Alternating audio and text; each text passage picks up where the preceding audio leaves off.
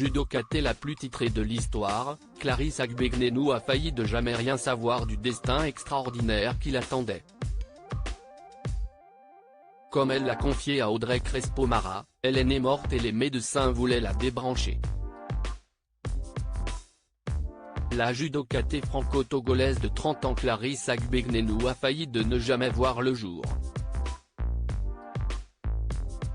Avant de réaliser ses multiples exploits, 6 fois championne du monde, dont la dernière 11 mois après son accouchement, cette femme forte, combative et courageuse engagée pour la cause des femmes a connu de multiples obstacles.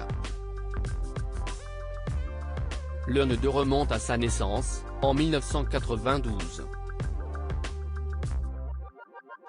Ce dimanche 28 mai, la sportive sera l'invitée d'Audrey Crespo-Mara dans le portrait de 7 à 8 sur TF1. Comme elle l'a détaillé dans un extrait mis en ligne sur le compte Instagram de l'émission, Clarisse Agbenienou ne respirait pas lors de sa venue au monde.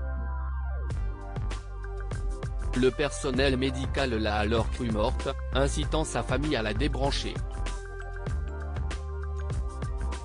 Mais la judokate la plus titrée de l'histoire s'est battue jusqu'au bout et s'est réveillée au moment ultime où tout le monde, sauf sa famille, pensait qu'il n'y avait plus d'espoir. Clarisse Agbenienou, je ne respirais pas.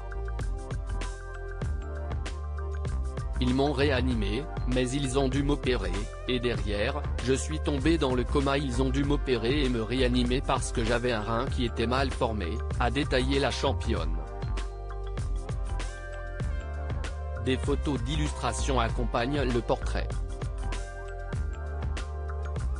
On y voit un bébé prématuré très fragile, relié à des nombreux fils qui le tiennent artificiellement en vie. Il s'agit de Clarisse Agbenienou, séparée de sa mère pendant 1 ou 2 mois après sa naissance. Je ne respirais pas. Ils m'ont réanimé, mais ils ont dû m'opérer, et derrière, je suis tombée dans le coma. Donc née morte, réanimée, tombée dans le coma à quelques semaines.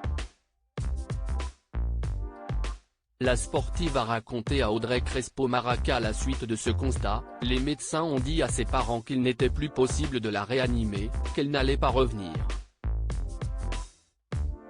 Mais ces derniers n'ont pas voulu renoncer, mes parents disaient non, attendez encore quelques jours, elle va revenir, vous allez voir.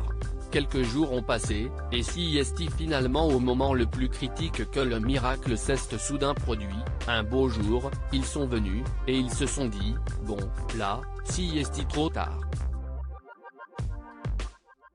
Et si est le jour où j'ai respiré. Il était temps, ils ont failli me débrancher, confie Clarisse Agbenienou. Combative également pour faire évoluer les statuts de la fédération aujourd'hui, en dehors du sport, cette warrior dès la naissance, comme la qualifient plusieurs internautes à juste titre, cultive des passions saines.